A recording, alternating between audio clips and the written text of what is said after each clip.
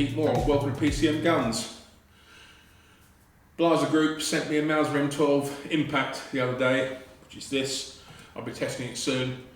And I always chuck a scope in with a mix and a moddy, which is great. But this time, rather than the expected Blaser B1 or B2 scope, they sent me a Minox. Now, as you know, Blaser produce their own scopes and they own Minox. And Minox actually make the scopes for them. But Minox has been around for a long, long time. I can remember using Minox binoculars years and years ago.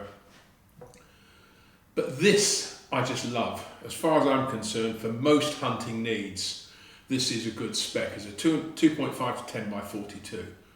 And as long as the glass quality is good, in this case it is, you don't need much more. For the first 5-6 years of my hunting life in the UK, I had an old Leopold 3-9x50 VX2. You might laugh, 1-inch body tube, primitive turrets, but it got me a lot of deer and it did the job. And my opinion these days is that you don't need a lot of big mag to shoot well. If you think about it, if you're stalking or up a high seat, then chances are you won't be at maximum power because it's dawn or dusk, that sort of thing.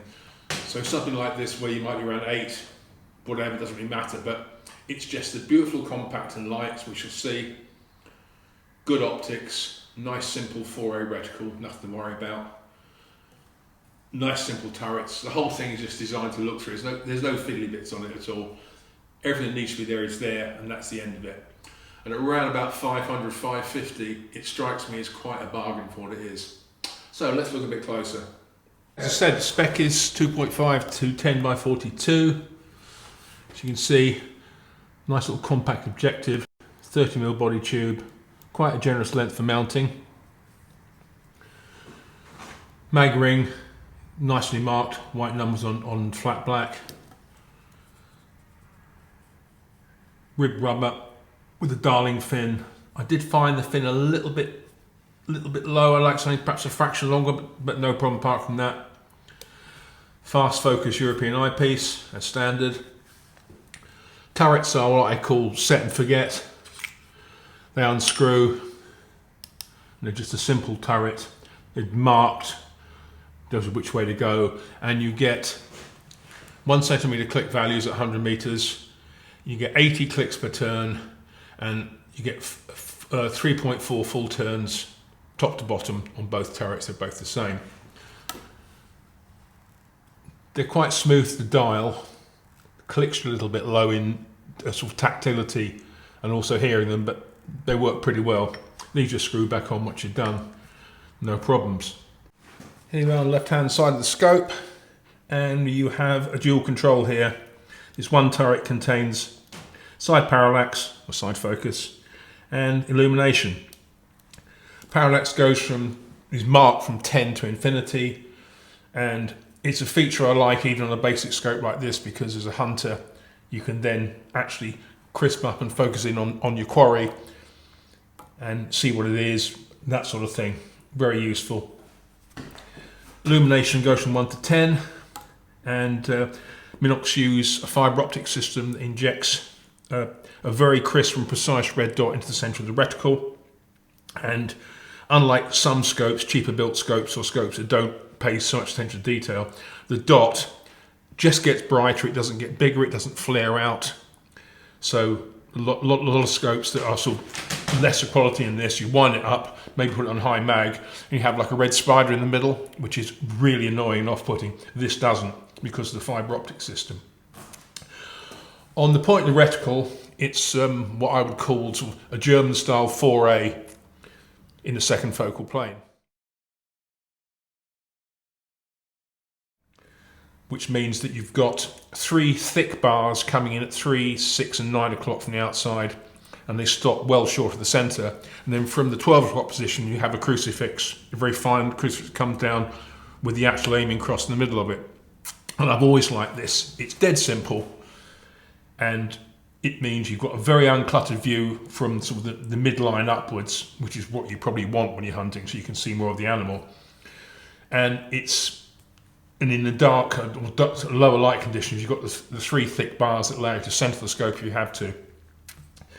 The other nice thing about the reticle and the mag is that at 2.5, It's easy enough to handhold, it's quite stable, so if you decided you wanted this as a scope for all sorts of hunting, you even took it wild boar hunting. Okay, 2.5 is perhaps a little bit high compared to a 1 power or 1.5 power for a closely moving target, but the 2.5 is pretty good and it's pretty stable as well. Okay, that's it. To put it bluntly, it's not big, it's not clever, it's just exceptionally well made, good quality glass. I'm not sure about light transmission because the Minox don't quote that figure, but having taken it into the woods and out the woods and used it, dawn and dusk, then I would guess it's producing around about 90% transmission, which is pretty good. And I'll be happy to put this on any of my hunting rifles. Okay, it's not a varmint scope, it's not that sort of thing.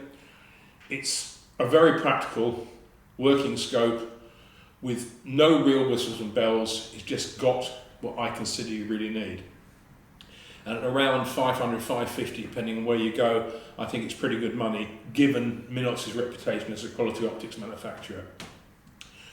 The RS-4 offers 4 different scopes in the series. There's a 1 to 4 by 24, which is like a driven game, dangerous game scope. Then you have 2 2.5 to 10s, this 42 objective, and they do a 51 objective as well. And the biggest they do, which again, I quite like the spec, it's going up from this, but it's quite a nice spec. It's a 3 to 12 by 56, again quite normal, but same ret, same everything, it's just the body tube and, should we say, weights and measures differ slightly given what you want. But they're all 30mm, say, second focal plane ret. And if you're looking for a decent hunting scope, or sorry, a more sensible and practical hunting scope that's not going to overburden your gun, this, in my opinion, is an exceptionally good scope to consider. Okay, I hope you enjoyed that. If you did, tell your friends. If you want to speak to me about anything, as usual, it's pmoore.shootingsports@gmail.com. And I'll see you again soon with some more stuff. And also I'll be reviewing this M12 very soon too. And as ever, have fun, shoot straight, be safe. Catch you later.